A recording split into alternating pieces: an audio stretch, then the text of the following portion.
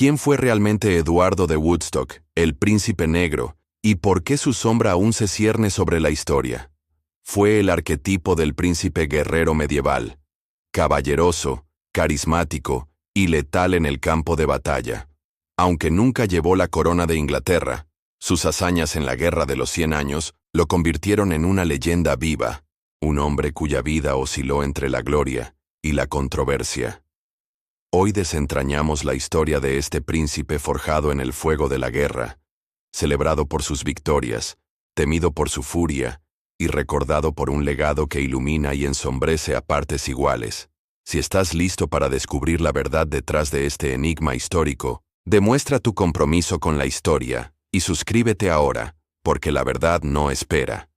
¿Cuántos seremos los que buscamos desvelar los secretos del pasado? Nacido el 15 de junio de 1330, en el Palacio de Woodstock, Oxfordshire, Eduardo fue el primogénito de Eduardo III de Inglaterra y Felipa de Henao. Desde su infancia, el peso de la corona estaba sobre sus hombros. A los 7 años, en 1337, fue nombrado conde de Chester, y a los 8, príncipe de Gales, títulos que no eran solo honoríficos, sino una clara señal de que su padre lo veía como un pilar para consolidar el poder inglés. Su educación fue exhaustiva. Dominó el latín, estudió teología, aprendió heráldica y se sumergió en los códigos de la caballería. Pero su verdadero campo de entrenamiento fue la guerra. En 1337, Eduardo III reclamó el trono de Francia, desencadenando la Guerra de los 100 años, un conflicto que moldearía el destino de su hijo. A los 16 años, en 1346, Eduardo enfrentó su primera gran prueba en la batalla de Crécy, un choque decisivo en Normandía.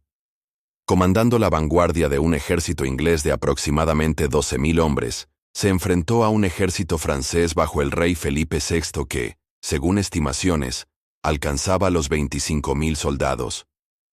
Los arqueros ingleses, armados con arcos largos, fueron clave, disparando en formaciones disciplinadas que diezmaron a la caballería francesa. En un momento crítico, cuando la posición de Eduardo estuvo bajo presión, un mensaje llegó a su padre pidiendo refuerzos. La respuesta de Eduardo III, según el cronista Jean Froissart, fue: «Dejen que el chico gane sus espuelas». Eduardo resistió, y la victoria inglesa fue aplastante, con pérdidas francesas que algunos cronistas cifran en más de 10.000 hombres. Esta batalla no solo consolidó la reputación de Eduardo como líder militar, sino que marcó un punto de inflexión en la guerra, demostrando la superioridad táctica de los arqueros ingleses. Tras Crécy, Eduardo participó en el asedio de Calais, que duró 11 meses y culminó en 1347 con la rendición de la ciudad. Calais se convirtió en un enclave inglés estratégico en el continente, mantenido hasta 1558. En 1348, su padre fundó la Orden de la Jarretera, un prestigioso cuerpo de caballería inspirado en las leyendas artúricas, y Eduardo fue nombrado su primer caballero, un honor que reflejaba su creciente estatus como símbolo de la caballería ideal. Su siguiente gran hazaña llegó en 1356 en la batalla de Poitiers, una de las victorias más espectaculares de la guerra. Liderando un ejército de unos 6.000 hombres, Eduardo se enfrentó a una fuerza francesa superior dirigida por el rey Juan II.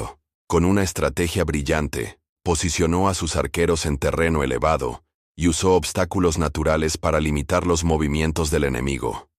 Tras horas de combate intenso, los arqueros ingleses destrozaron a la caballería francesa, y el ejército enemigo colapsó. Lo más asombroso fue la captura del propio Juan II y su hijo Felipe, un golpe devastador para Francia. Eduardo negoció un rescate de 3 millones de coronas, una suma colosal para la época, y el Tratado de Bretigny de 1360 aseguró ganancias territoriales para Inglaterra, incluyendo a Aquitania. Su trato caballeroso hacia Juan II, a quien hospedó con honores en Londres durante su cautiverio de 4 años, reforzó su imagen como el caballero perfecto, un hombre que combinaba destreza militar con los ideales de la caballería. En 1362, Eduardo III otorgó a su hijo el Principado de Aquitania, y Eduardo trasladó su corte a Burdeos, donde intentó pasar de guerrero a gobernante. Sin embargo, la política de la región era un campo minado. La nobleza gascona, acostumbrada a cierta autonomía, resistió los impuestos que Eduardo impuso para financiar sus campañas. Las tensiones crecieron, y su administración enfrentó constantes desafíos. En 1367, Eduardo se involucró en un conflicto en Castilla, apoyando a Pedro I, conocido como el Cruel, contra su medio hermano Enrique de Trastámara. La batalla de Nájera fue una victoria táctica para Eduardo, pero a un costo altísimo. La campaña agotó sus finanzas, y sus tropas, expuestas a enfermedades, sufrieron pérdidas significativas. Peor aún, la salud de Eduardo comenzó a deteriorarse gravemente. Los cronistas describen síntomas como pérdida de peso, fatiga crónica y problemas gastrointestinales severos, posiblemente disentería, tuberculosis o incluso una enfermedad como Crohn. A pesar de su condición, en 1370 lideró un asedio contra Limoges, una ciudad que había jurado lealtad a Francia. La conquista fue brutal. Según Froissart, hasta 3.000 civiles fueron masacrados, aunque historiadores modernos sugieren que la cifra pudo ser exagerada para dramatizar el evento. Este acto marcó un punto oscuro en su legado, transformando al caballero ideal en una figura asociada con la venganza y la crueldad para algunos. Si esta historia te está impactando, haz clic en suscribirte. Es gratis y no tienes excusa.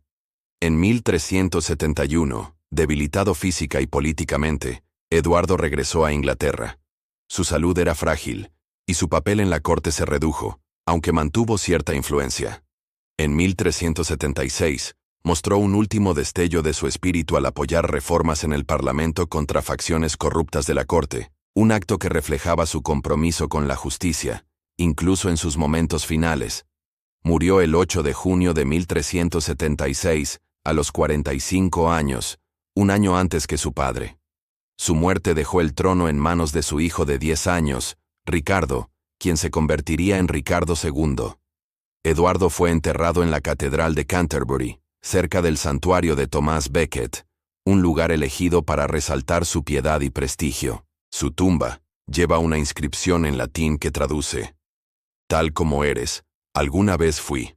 Tal como soy, tú serás», un recordatorio de la mortalidad que resuena hasta hoy. El apodo Príncipe Negro no apareció durante su vida, sino en el siglo XVI.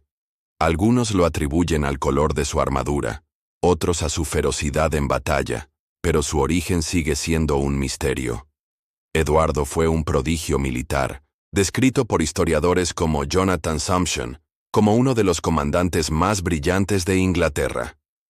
Sus victorias en Crecy y Poitiers no solo cambiaron el curso de la Guerra de los 100 años, sino que consolidaron el poder inglés en un momento crítico. Sin embargo, su legado es paradójico. Fue un caballero que encarnó los ideales de honor, lealtad y piedad, pero también un guerrero cuya furia dejó cicatrices. Su intervención en Limoges, aunque debatida, lo humaniza, mostrando que incluso los héroes están sujetos a las complejidades de su tiempo. Eduardo vivió en una era donde la realeza se medía en sangre y acero, y aunque nunca fue rey, su impacto resonó en generaciones. Sus tácticas innovadoras, como el uso estratégico de arqueros y terreno, influenciaron la guerra medieval, y su imagen como caballero ideal inspiró crónicas, poemas y leyendas. Pero también nos deja preguntas. ¿Fue un héroe o un reflejo de las brutalidades de su época? ¿Qué habría sido Inglaterra si hubiera vivido para reinar? Su historia no es solo la de un hombre, sino la de un mundo medieval donde el honor y la violencia caminaban de la mano. Eduardo de Woodstock, el Príncipe Negro, fue un faro de gloria y un recordatorio de las sombras que acompañan al poder. Y recuerda suscribirte, porque si no lo haces, estarás dejando que estas historias queden en la sombra. Gracias por buscar la verdad con nosotros.